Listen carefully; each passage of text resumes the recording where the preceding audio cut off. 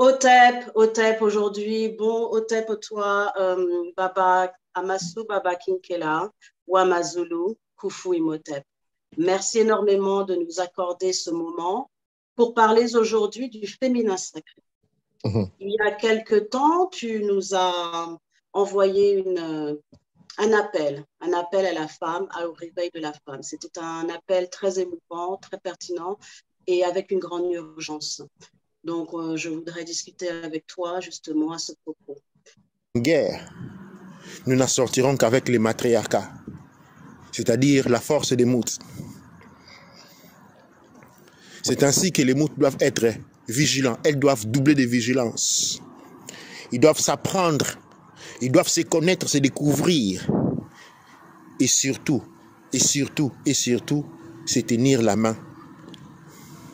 Apprendre à voir en soi la mère divine et à la voir dans tous les autres moutes. À apprendre que le temps du patriarcat dévolu, arqué et concentré sur la domination des hommes sur les femmes est dévolu. Ce monde fait des armes masculins vont se détruire l'un à l'autre. Et quand poussière sera retournée à la poussière, eh bien, les femmes vont arroser de l'air sang menstruel cette poussière pour qu'elle puisse donner naissance à de nouvelles formes humaines, à de nouvelles civilisations, à un nouveau genre humain, parce que c'est le genre humain qui est à changer. Un devoir sacré, une responsabilité sacrée s'élève sur nos moutes, partout dans le monde. Un grand destin nous attend. Les couches Kamit Congo est une société matriarcale. Je n'en suis pas le leader. Je ne suis que le représentant de la mère divine. Et à une société de nature matriarcale s'impose l'élévation des moutes, leur prise en responsabilité et des responsabilités. Quand le monde entier, quand les sociétés, les systèmes entiers vont s'écrouler et retourner dans la poussière parce que des poussières ils sont nés. Le monde couche Kamit Congo, qui est un prolongement de Umana, la société primordiale,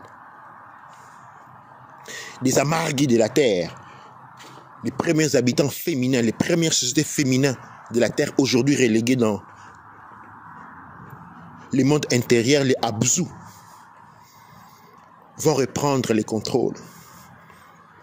Les matriarcats vont reprendre les contrôles. Tels les matriarcats dans le monde Abzou, souterrain de la terre, tels les matriarcats dans les Pléiades, aussi sera les matriarcats en puissance et au pouvoir sur les terres des Mamitou Namounouts, qui est la planète Terre. Tout ce que je viens de dire ne sera possible seulement et seulement si, dans la mesure où les moutes entendent ces messages et s'élèvent. D'autant plus que les hommes doivent comprendre qu'ils doivent se mettre à la place des fils et non des leaders. Les hommes guident en vertu du pouvoir et de leur force qui leur est accordée par le monde féminin. Les guides et guident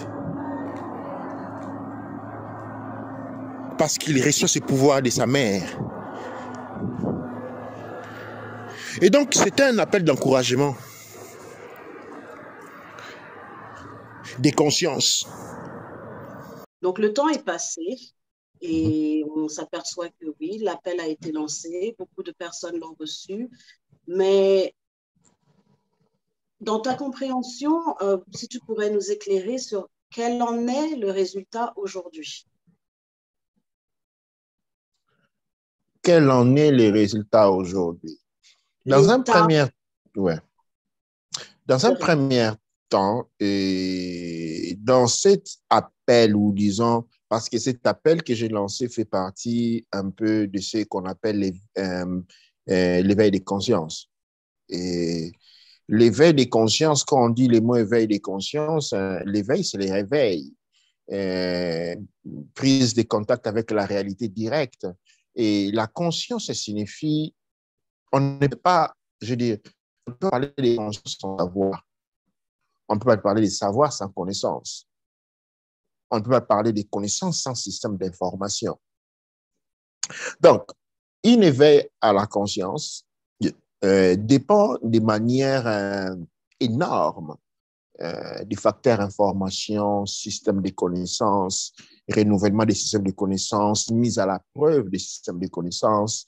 Et la mise à la preuve des systèmes de connaissances porte à de nouvelles compétences, porte à une nouvelle science, porte à une nouvelle vision, à une nouvelle perception. Donc, tous ces éléments-là sont très importants. L'éveil des consciences ne peut pas seulement être pris comme un mouvement, ok? Un mouvement didactique ou quand bien même pédagogique, où il y a confrontation de certains faits historiques. L'éveil des consciences signifie une fouille.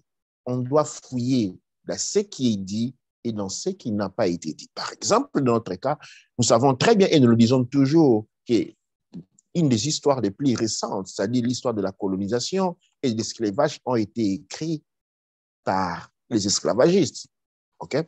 Donc, déjà à ce niveau-là, quand nous voulons parler d'une renaissance, éveil des consciences, c'est dans le sens d'aller fouiller dans le passé, fouiller dans les mémoires historiques et entendre ce que la voix de l'histoire nous dit, de notre propre histoire nous dit.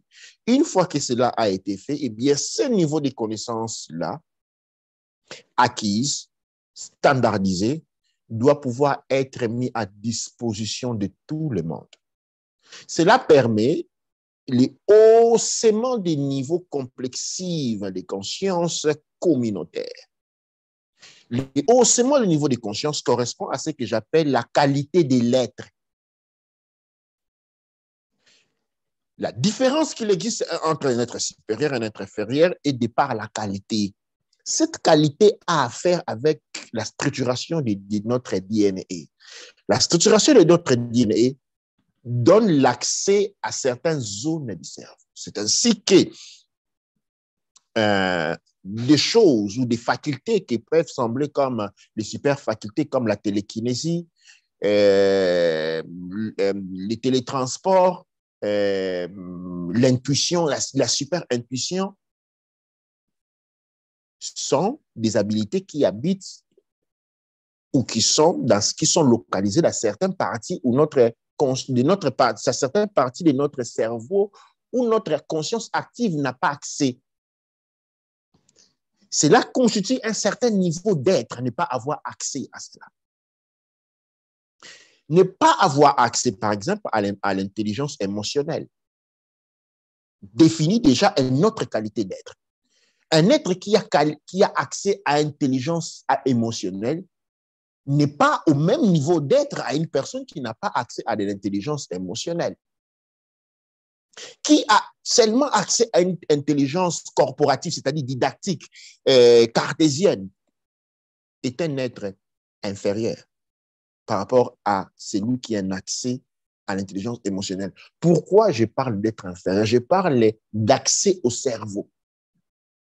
On n'a pas accès, les êtres, différents groupes des êtres font différents niveaux d'accès. Quand vous regardez la représentation de l'œil des héros, vous la tournez upside down, vous allez vous rendre compte que l'œil des héros symbolise le cerveau. Il a la forme du cerveau dont la pointe de l'œil représente la connexion avec la colonne vertébrale. Qu'est-ce que l'œil d'héros signifie? Eh bien, l'œil d'héros signifie une divinité. C'est une divinité. Une divinité, c'est un être avec accès à 100% de son cerveau. Ce qu'il fait, c'est que nous pouvons appeler pouvoir. rentre qu'à l'habilité d'accéder les 100% au cerveau. Votre cerveau que vous avez dans votre tête a des niveaux de perfectionnement, de fonctionnalités qui, si vous pouvez avoir accès à ces niveaux-là, eh bien, vous serez au-delà des Superman. Vous pourriez voler, vous pourriez disparaître. Seulement, on n'a pas accès à cela. Voilà, donc, il y a cette qualité-là. Donc, voulant rentrer dans les points de départ, et cet éveil, je pense que cet éveil, cette prise de conscience, cet éveil a été dérouté parce qu'elle est devenue folklorique. J'ai compati beaucoup avec mes frères et sœurs qui sont dans les déchaînements ritualistiques. On fait des rituels de mamie, on fait des rituels de là. Mais quel a l'essence d'un rituel sans connaissance?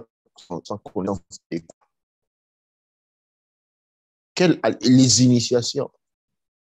Quel sens a une initiation si cela ne permet pas d'activer une fonctionnalité supérieure? On est dans les folklores. Et ça, j'ai répété beaucoup. Donc, si nous voulons sincèrement parler de l'éveil des consciences, si nous voulons sincèrement parler des renaissances, eh bien, nous devons retourner aux sources. Et cela se trouve les plus grands secrets en Koudia Seneb. En Koudia Seneb, Baba, merci beaucoup. Je comprends que c'est vraiment le travail de la connaissance de soi dans sa plus grande profondeur jusqu'à notre lignée, nos gènes et notre essence, de retrouver notre essence pour retrouver nos mémoires. Dans le communiqué, tu appelles la femme à se tenir la main, et ce, pour la survie de l'humanité. Donc, c'est une parole qui est très forte et qui donne un rôle très important. Mais concrètement, maintenant, avec toutes les mémoires qui ont été perdues, les femmes qui doivent se tenir la main, dans quel rôle et quelle démarche devraient-elles prendre et appliquer tout de suite, à l'heure où nous sommes maintenant? En Koudia Seneb. Et vous savez, dans chaque pratique ou mécanisme de reproduction, on a besoin de celui qui est en mesure de porter les œufs. C'est ainsi qu'une reproduction est impossible. Si aujourd'hui on éliminait toutes les femmes, ça signifie que la race est morte. OK? Donc, c'est un point très important. Quand nous faisons appel à l'unité de la femme, avant cette unité-là, il y a un facteur qui est la reconnexion. Et cette reconnexion-là ne peut pas être complète aussi longtemps que la femme ne connaît pas l'histoire, son histoire, qui elle est. Il faut comprendre une chose qui ressort des origines. Je ne vais pas remonter aux origines, je vais repartir à un certain point. Parce que quand, par exemple, les Corans ou la Bible parlent de la jeunesse, ça, c'est la jeunesse de la jeunesse. Il y a plusieurs jeunesses. OK? De quelle jeunesse nous sommes en train de parler? De la jeunesse publique, on parle du début de l'esclavage de l'homme. C'est ça dont il est question. OK? Il y a plusieurs autres jeunesses. Et je vais essayer de naviguer entre ces différentes jeunesses supérieures. Et dans la jeunesse supérieure, il faut d'abord réaliser que notre univers est de nature féminine. OK? La nature est de nature féminine. Pourquoi la nature est de nature féminine? Eh bien, quand vous exploitez et quand vous explorez les systèmes solaires, vous allez vous rendre compte que ce n'est pas tous les systèmes solaires qui sont à mesure de soutenir la vie. OK, non? Pour soutenir la vie, il faut un degré de composition féminine très présent. Et c'est comme ça, c'est ça la nature de notre planète. Alors, nous la voyons du point de vue énergétique. L'énergie est féminine. D'autant que pour s'incarner sur ces planètes, on ne peut s'incarner qu'en tant que femme. Je parle ici du génome féminin, le XX. Okay? Tout être né XX. Ce n'est qu'à travers les processus de la grossesse que la mère retient une partie d'un des X et il devient Y. Quand vous voyez le X, il est comme ça. L'Y manque une partie de X. Il le retient. OK? Et ce qu'il retient, c'est ce qui signale la dépendance généralement conçue d'un homme de la femme. C'est-à-dire, un homme, pour être complet, doit être marié. Pourquoi on dit cela? Parce qu'au début, il a besoin de l'apport de l'essence féminin. L'autre partie de X.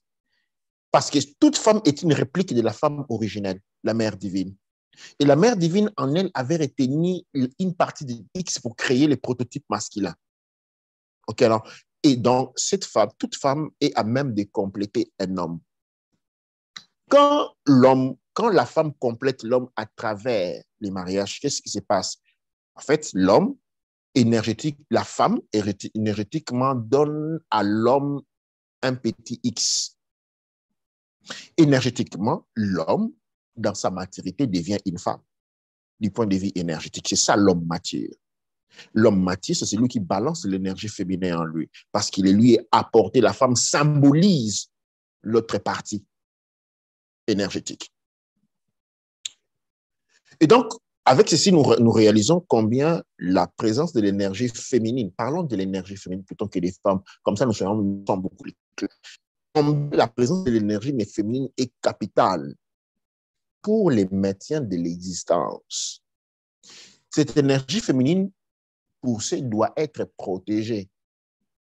C'est pourquoi, par exemple, vous trouvez des cultures où vous trouvez les signes de la protection. Vous savez, entre protéger quelqu'un et tenir quelqu'un en prison, des fois, c'est difficile de savoir quoi c'est quoi.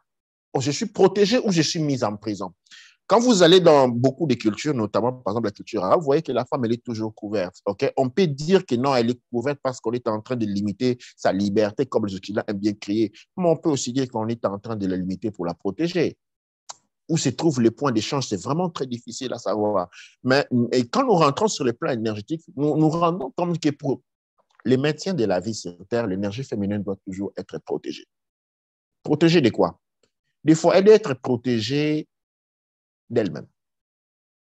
Pourquoi? Parce que l'énergie féminine peut s'autodétruire toute seule. Elle peut s'autodétruire.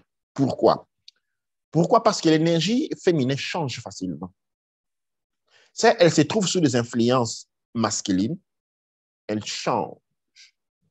Et quand l'énergie féminine change sous influence comportementale, vous allez voir que la femme va commencer à exprimer beaucoup plus de l'agressivité. Okay? L'agressivité est une caractéristique énergétique féminine, masculine, pardon. La femme exerce le magnétisme, elle attire. Hein? Quand vous êtes autour d'une féminine sacrée, même si quand tu étais fâché, tu te sens en joie. OK? Et même si tu avais des mauvaises intentions, tu t'adoucis. OK? Parce que c'est le magnétisme féminin qui te maintient. Quand cette énergie est transformée, eh bien, la femme commence à exprimer dans un premier temps de l'agressivité. L'agressivité exprimée sur la femme sur plusieurs plans porte à une transformation de sa capacité de donner, de maintenir et de donner la vie.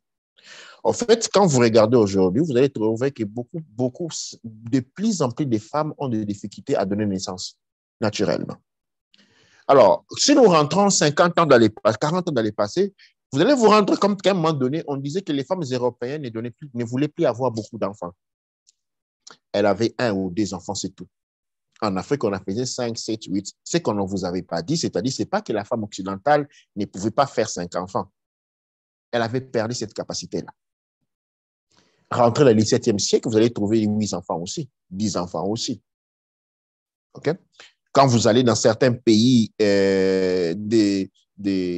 exemple en Europe de l'Est, vous trouvez encore cela. Donc, la femme fait perdre sa féminité. Quand la femme perd sa féminilité, ça signifie quand la femme devient agressive, quand la femme reproduire devient difficile, elle a besoin d'assistance. Ça signifie que les X qu'elle retient se perd. Elle perd aussi son X. Énergétiquement, elle devient un homme. Et des fois, vous voyez des couples où l'homme et la femme sont toujours en bagarre. Parce que généralement, vous n'avez pas à faire, vous avez physiquement du point de vue du phénotype. Vous avez un homme et une femme, du point de vue de la présence de la construction sexuelle. OK? Mais du point de vue énergétique, vous avez des hommes. Et c'est la guerre. Pourquoi cela et comment cela est rendu possible? Eh bien, j'ai commencé en disant que notre planète est une planète féminine et qui avait été donnée par la mère d'origine Tiamate à Mamitu Namunut. Et le pouvoir sur notre terre est un pouvoir féminin. Eh bien, durant la Grande Guerre qui a commencé dans les Pléiades, nous allons nous approfondir dans d'autres épisodes, voir plusieurs épisodes, eh bien, les contingents Anunnaki, Anuna, parce que quand vous dites Anunnaki, ça signifie les Anuna de la Terre. La Terre, c'est la planète qui, dans les proto-sumériens. Avec leur commandant en chef An, qui devient Anu, que nous appelons Jéhovah Jireh ou Yahweh, c'est le même personnage qui change de nom. Et je pourrais vous dire, quand vous avez affaire avec les divinités masculines, citez les noms. C'est celui dont vous êtes en train de parler des Anu ou des An. Commandant suprême des Anuna, qui deviennent des Anunnaki, parce qu'ils sont les Anuna de la Terre, il y a des Anuna qui sont ailleurs, prend la Terre en otage et l'arrache d'entre les mains de Mamitu Namu. Son siège dans les conseils est exclu. Elle est démonisée. Et cette culture-là, de la démonisation de la femme, qui était de devenir les porte-étendards de la royauté des Enlil, Enlil que nous appelons Seth. Il s'est créé à cette époque deux cultures. Une culture qui était déjà présente sur la terre, représentée par les Amargi, les Amasatum de la terre. Je reviendrai sur ce mot-là. Qui était matriarcal. C'est quoi les matriarcats? Les matriarcats ne signifient pas la domination des hommes par les femmes. Les matriarcats signifient le pouvoir des femmes dans la gestion de la société. Et c'est quelque chose que vous avez tous, qui gère votre maison. Ce n'est pas la maman, eh bien c'est ça les matriarcats. C'est le moi qui va au marché. OK? C'est elle qui fait les mains. C'est elle qui nettoie. C'est elle qui fait ça les matriarcats. Dans les matriarcats, l'homme va toujours travailler. Il rapporte la nourriture. Les patriarcats, en réalité, n'existent pas. Vous êtes dans les patriarcats, peut-être si vous êtes des homosexuels, vous vivez dans la même maison, ce sont les hommes qui font tout, vous cuisinez, c'est ça les patriarcats. Si vous n'êtes pas dans une famille et que vous êtes dans une maison où vous habitez 4 hommes, 5 hommes, vous cuisinez, vous pouvez appeler ça les patriarcats parce que c'est la gestion dont il est question. Et la gestion, le vrai pouvoir, c'est le pouvoir à la maison. Le pouvoir politique n'est pas le vrai pouvoir. C'est ceux qui prennent les décisions des foyers, les vrais pouvoirs. Les hommes orientent et protègent comme toujours. Mais le monde a toujours été matriarcat. C'est quoi les patriarcats? Eh bien, les patriarcats, c'est une confusion tout simplement. C'est l'expropriation, c'est-à-dire, comment l'on dit? Aujourd'hui, on dit le patriarcat va à l'encontre de la nature parce qu'aujourd'hui, on dit que c'est l'homme qui donne naissance aux enfants. Non, non. Attends. Scientifiquement, ce n'est pas l'homme qui va accoucher. OK? On dit que l'homme qui gère les foyers. Non. L'homme rapporte ce dont on a besoin pour se nourrir. L'homme n'a aucune idée de comme si la télévision s'est allumée combien de fois. Des fois, il ne sait même pas si la chaise, il ne sait même pas ce qui se trouve à la maison.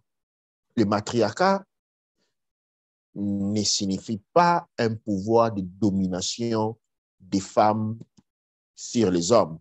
la matriarcat est une gestion. La gestion ne peut être faite que par les femmes. OK? Pourquoi? Parce que la gestion va de pair avec le maintien et la reproduction de la vie. Et la femme est génétiquement créée pour ça. Et donc, la vie est matriarcale dès les principes. On a essayé de convertir cela. Et l'éducation de la femme a été complètement retranchée. Les hommes, les filles vont à l'école avec les hommes. Dans les mondes anciens, ce n'était pas comme ça. La femme était enseignée tout de suite à comprendre qui elle était et apprendre à développer les aptitudes qu'elle avait déjà en elle. L'homme devait apprendre à devenir fort. Non. Qu'est-ce qui s'est fait dans la société septième? Dans la société septième dans laquelle nous appartenons tous. Nous sommes dans une société septième. Toutes les différentes sociétés odianes sont septièmes. Ce sont des sociétés des sexes. Les sociétés des sexes, c'est des sociétés où le rôle de la femme a été mis par terre. Au point où pour la femme, être une femme est une chose honteuse. OK? Rester à la maison, c'est devenu une chose honteuse. Ça signifie une femme qui ne fait rien, qui reste à la maison. Je veux aussi aller étudier, devenir ingénieur, mécanicien, ainsi les autres, parce que je dois rentrer en compétition avec l'homme. Je dois aussi devenir directeur des cabinets. Maintenant, les créateurs, la source. Qu'est-ce que la source fait? Crée la vie et prend soin de la vie. Est-ce que la source est un ingénieur? Non. Est-ce que la source est un mécanicien? Non. Est-ce que la source est un plombier? Non. Est-ce que la source est un directeur de banque? Non. Ce sont tous les qualités qui découlent d'elle, de la source. Mais la source ne peut pas être un mécanicien. La femme donne naissance aux hommes qui deviennent mécaniciens, ingénieurs. Mais elle est la représentante de la source. Elle crée la vie et elle maintient la vie.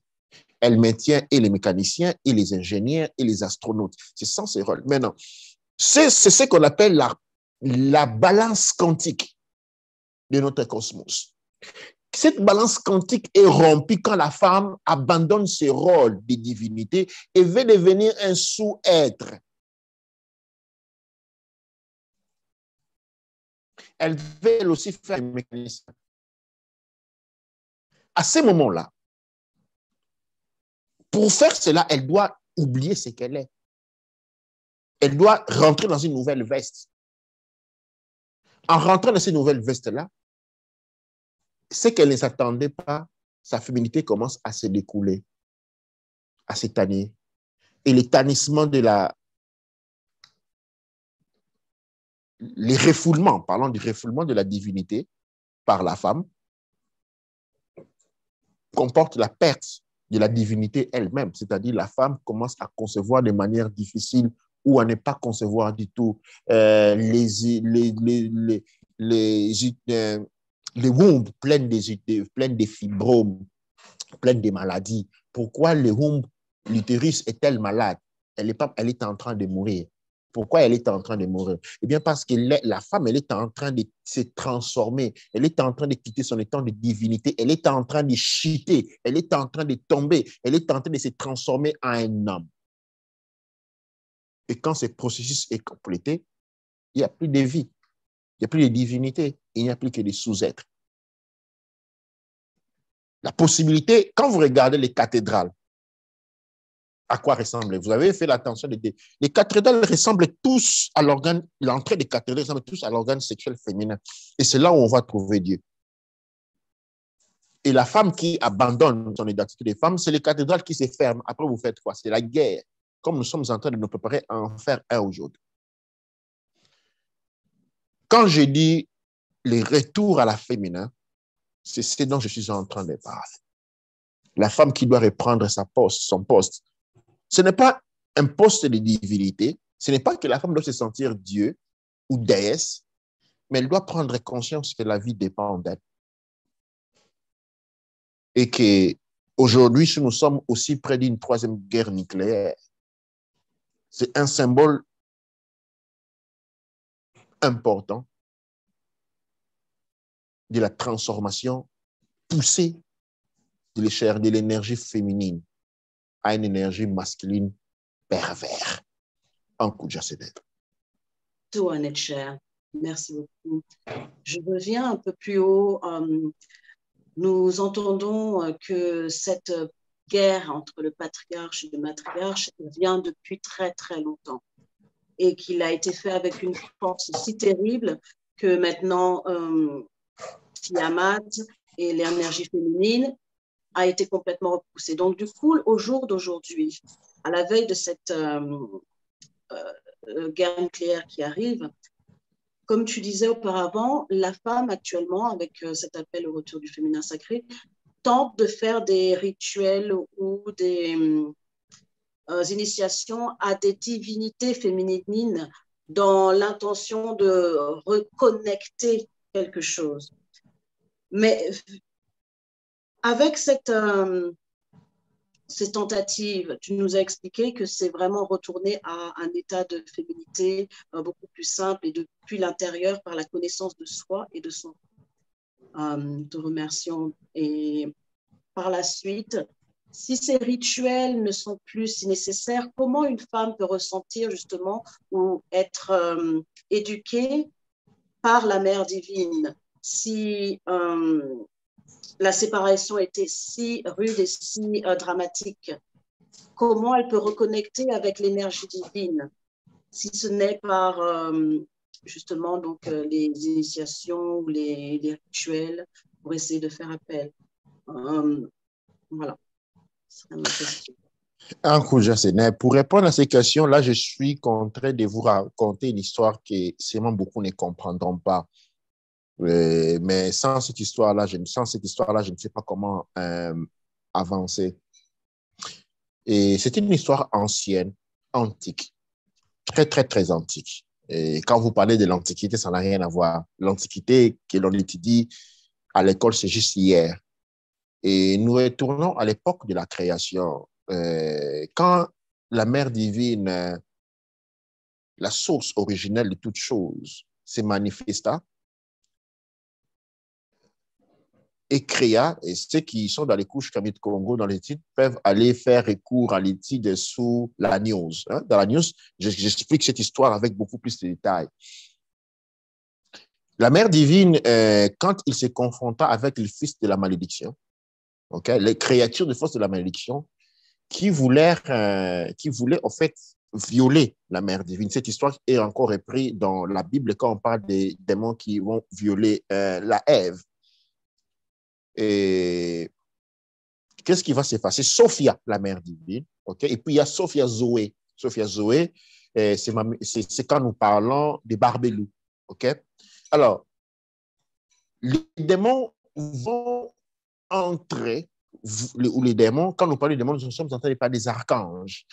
Les archanges qui pensaient voler la lumière divine des barbelous à la violence, en réalité, ont commis une grande faute. Cette faute est que quand ils ont accompli l'acte sexuel forcé, Barbelou a implanté en eux des œufs de leur défaite. C'est pourquoi il est dit, souvent vous entendez dans les religions dites que, souvent on dit aux hommes, attention, ta femme va te conduire à la perte. C'est une phrase extrapolée d'un contexte très, très, très ancien où, quand les archontes réalisèrent qu'ils avaient été piégés par la mère divine, ils ont réalisé qu'ils ne pouvaient plus résister à la force attractive des barbelous. Et ils ont réalisé que barbelous, les fruits des barbelous leur portera à la perte. Et là, on parle de l'homme nouveau. L'homme nouveau porte en lui les éléments qui vont porter à la perte des archontes. Les archontes, en ce moment-là, rentraient dans une forme de course à leur restriction. Il fallait maîtriser la descendance des barbelous. Il fallait les maîtriser. Parce que si vous ne les maîtrisez pas, ils vont vous détruire un jour. Et comment on le maîtrise? Eh bien, la femme qui donne naissance à l'enfant qui va au combat doit être maîtrisée. Et cette philosophie découle jusqu'à ce qu'on appelle un peu l'esclavage. Dans l'esclavage, l'accent est toujours mis sur la femme. OK? La femme doit être maîtrisée de manière qu'elle puisse donner naissance à des rejetons apprivoisés. Pour que si ces rejetons n'étaient pas apprivoisés, ils allaient aller couper la tête au maître esclave. Cette généalogie remonte à des millions de siècles.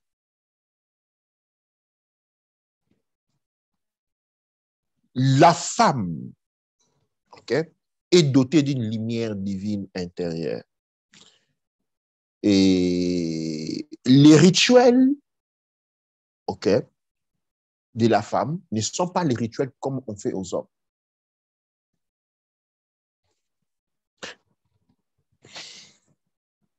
Je dois être très prudent dans ce que je vais dire maintenant. L'initiation d'un homme s'est faite par une femme. OK? L'homme ne peut initier un homme si que c'est un homme c'est un homme-femme, comme on dit Amasu Baba. Baba, c'est le père. Amasu, c'est Amasatoum. Amasu Baba, c'est un homme-femme. Il intègre les deux énergies. Et donc, il est capable de donner l'initiation. Sinon, l'initiation ne peut être donnée que par la femme. Donc, la femme en lui, naît avec un pouvoir qui peut passer à l'homme. Donc, l'homme passe à travers des initiations, des préparations. OK? Et après, il passe à travers l'initiation spirituelle qui, dans l'ancien temps, était une initiation sexuelle. OK?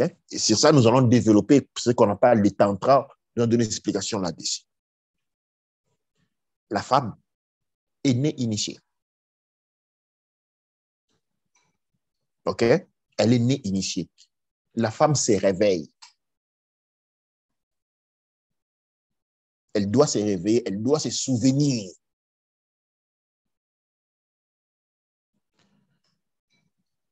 Les initiations des femmes sont généralement faites à travers la prise des plantes. Et là aussi, je vais encore faire une référence avec les documents bibliques. À qui les serpents a-t-il donné les fruits à manger en premier? C'est à Ève. Pour que Ève, par la suite, le donne à Adam. Il n'est pas fait le contraire. En fait, dans les Sémérins anciens, quand on dit Oumana, qui va donner l'humanité, Oumana signifie les fils de la femme. On donne avant à la femme. Qu'est-ce qu'on a donné à la femme? Eh bien, la feuille représente tout simplement les herbes. C'est pourquoi après, on vous dit qu'ils vont s'habiller avec les feuilles. Okay? Cette référence biblique qui dit qu'Adam et Ève vont s'habiller des feuilles, quand ils ont compris qu'ils étaient nus, bêtes, fait référence aux plantes psychotropes. Okay? Et donc, l'initiation de la femme est faite à travers la prise des plantes psychotropes pour réveiller en elle la lumière, pour révéler en elle la lumière qui déjà se cache en elle. C'est pourquoi, par exemple, dans beaucoup des pratiques septiennes, les abus sexuels sont commis sur les petites filles. Pourquoi? Ou généralement, quand on dit fille vierge, on dit petite fille. OK, non? Et la virginité est une caractéristique jeune. Quand on a 30 ans, on n'a pas encore de relations sexuelles, on n'est pas vierge. OK, non? La virginité n'a rien à voir avec la pratique sexuelle. La virginité, c'est quelque chose, c'est une énergie qui est encore contenue dans l'être. Et cela ne va pas au-delà de 16 ans pour la femme. OK, non? La virginité s'arrête physiologiquement à 16 ans. Donc, quand on dit une fille vierge, on est en train de parler d'une fille dont l'âge en varie entre 8 et 16 ans. Ces êtres-là possèdent cette lumière dont je suis en train de parler.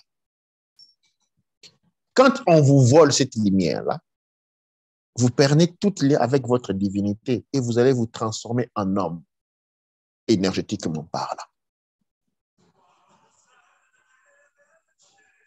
Voilà un peu les explications, c'est ce que nous sommes en train de dire là-dessus. Douane-Cher, merci énormément. Tu nous as parlé de la lumière intérieure, de se rappeler de soi, de sa féminité, de comment le comprendre au jour d'aujourd'hui. Je te remercie. Je suis Seyed Mahnoud du mouvement Kushkami Congo et je te dis à une prochaine fois pour la suite de cette série. En Kouja Seneb, nous allons procéder petit à petit, nous allons arriver au fond de la question. En Kouja Seneb. En Kouja Seneb.